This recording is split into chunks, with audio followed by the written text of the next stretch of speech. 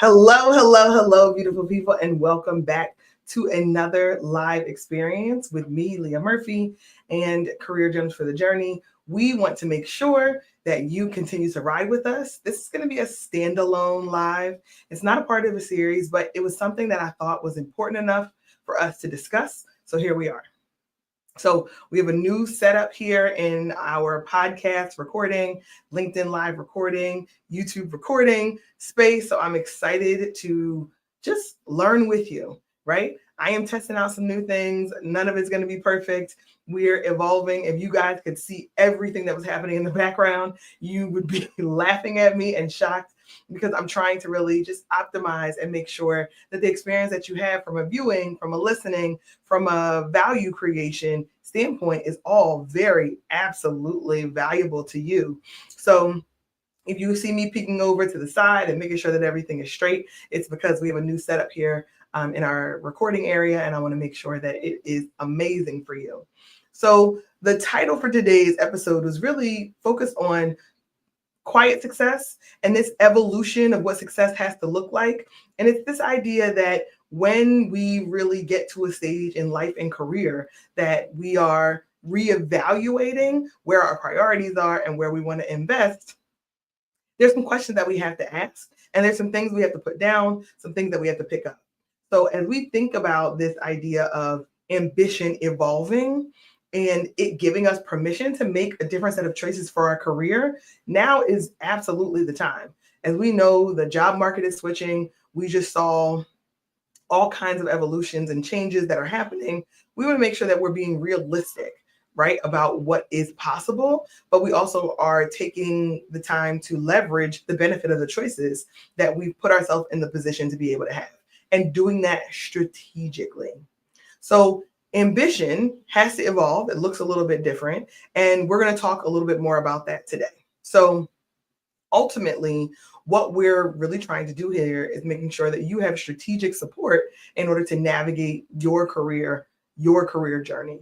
So when we talk about that, it involves all these other variables, which helps us get to the powerful reminder that success doesn't always have to be loud, viral, or externally validated. We are diving into what is a quiet revolution, one that is reshaping how younger professionals are defining success. So when you're shifting from the I have to have everything version of I want to have it all to a version that feels a little bit more focused on a broader perspective and not just titles and corporate structures, then it gives us a chance to have a little bit more flexibility and freedom that we may not have had in the past. So for decades, success was loud, fancy job titles, nonstop networking, LinkedIn humble brags, all the things that I've talked about and we've been conditioned on. And there's still a place for those things in proportion to our other priorities. And specifically, when I say in proportion to our other priorities, it really comes down to, are you getting what you need from your work life and the validation, the acknowledgement that is valuable there? But do you also have other vehicles to be able to get that support? Do you also have other vehicles to be able to get acknowledgement and to use your skills so that you feel like you're invested in your whole life, not only in your work life? So especially Gen Z and younger millennials, they're really changing the game as the way they think about work. Success for those individuals, as I mentioned, Gen Z and younger millennials, that might look like stepping away from your desk at 6 p.m. consistently so that you can do a workout class, so that you can spend some extra time with your friends, so that you may be able to just have some alone time, some downtime. Saying no to this idea of burnout is the only way to be able to be successful.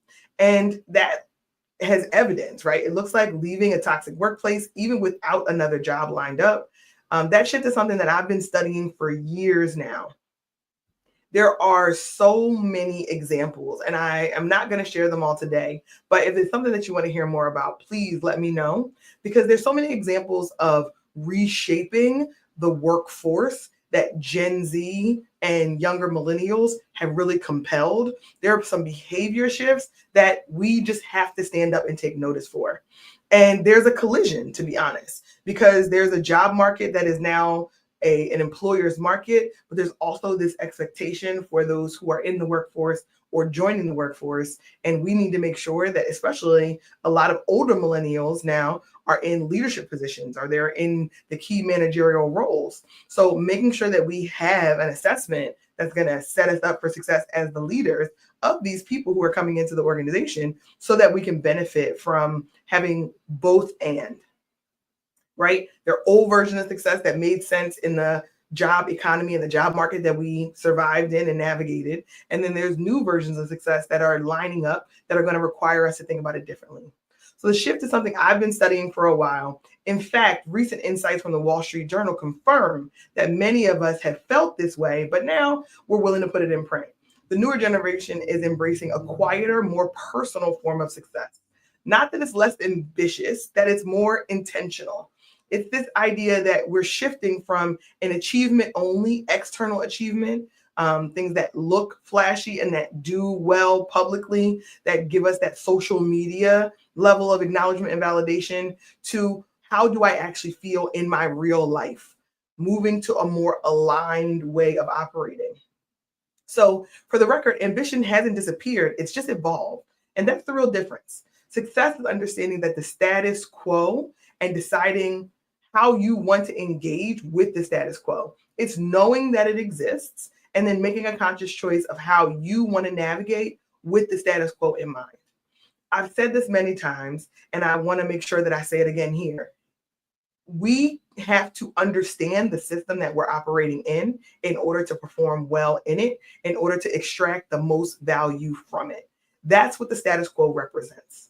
The system as it exists, understanding it and navigating it so you can extract value and you can make conscious choices of how you want to engage. Now, there will be those who opt out and say, I don't want to participate at all. I want to do something else. I want to go my own way. And I love that for you also. But ultimately, what we're doing here today is making sure that we're aware that the status quo exists, because that's the truth, and that there may be other ways and other systems that you can opt into. But the status quo of corporate America, of nonprofit leadership, of academia, we know that it exists. So I jumped right in. I actually forgot to tell those of us who are here live to drop your city in the chat. See, that's what happens when I'm getting started. Drop your city in the chat. I would love to know who's here with me today, who's vibing, and anybody who is listening on the replay, you're going to want to play this one back and make sure that you share it, because we are being, we're giving the real talk about the changes that are happening in the workplace. So success starts to look like navigating the status quo as a free agent for your career. It looks like I am the CEO of me, and I have to do my best to make sure that I am in the right position and I am taking the right advantages and opportunities in order to grow my career. It's recognizing that burnout is a real thing and still showing up in the way that is sustainable for you. That's what free agency looks like. It's no longer about only being seen. It's not only about the titles or only about working for the large organizations, but it's more about how do I make sure that I am adding value, I'm doing work that I find to be compelling, that I'm actually interested in, or I'm doing work that is tied to something that is bigger than me. Really, it's this broader perspective and worldview. So there's this kind of old definition perspective that as long as you're visible, then you're on top. And we know that there are people who are absolutely visible, but don't have any real substantive credibility. And that's why I continue to come to platforms to make sure that I'm sharing substantive career coaching and strategic advice, because I know that there's a lot of noise in the system. And I just want to make sure that we're thoughtful and you're getting substantive strategies and advice from someone who actually does this work on a regular basis and supports clients across industries and across the United States. So quiet does not mean invisible. Some of us are focused on quiet success and quiet career growth because we want to make sure that it feels sustainable. We want to make sure that it feels consistent with our values. We want to make sure that it feels consistent with the trajectory and the future, what we desire for ourselves.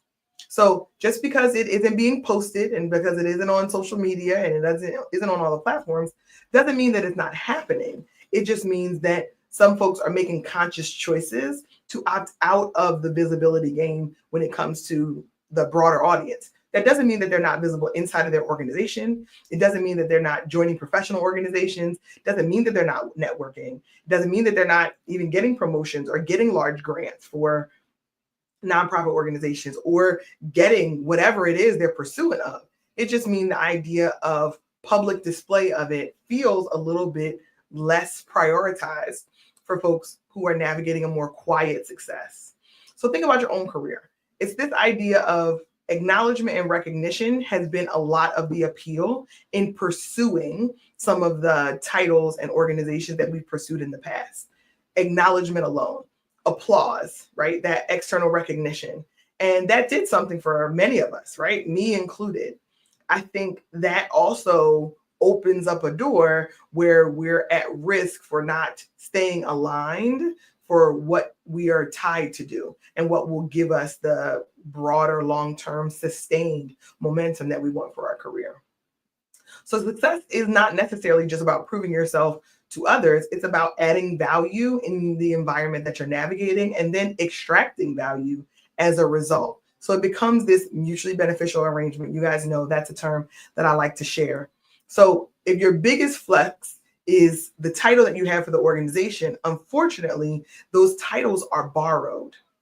We do not control those titles. We do not control those organizations. We don't control those mergers or acquisitions or shifts. So decoupling ourselves from the title or from the applause that goes with being inside of that organization allows us to then be a free agent and navigate our career in our best interest.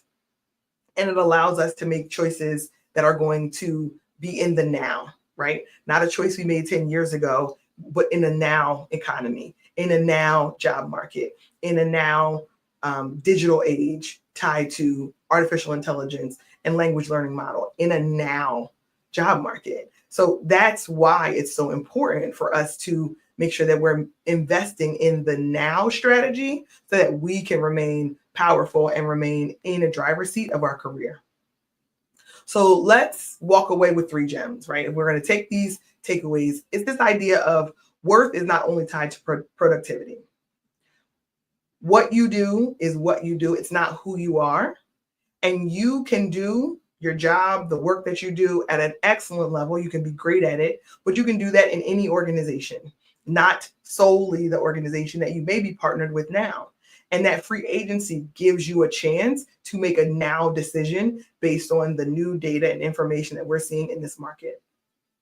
So we want you to decide what is the right fit for you, considering all the variables that we're navigating today. So not everything is going to be able to be on display. Quiet work still has impact. And for those who are working towards an impact, they're working on a broader strategy, like I said, that is sustainable. Doing work in the background, doing it quietly is kind of a perspective that a lot of us have adjusted to.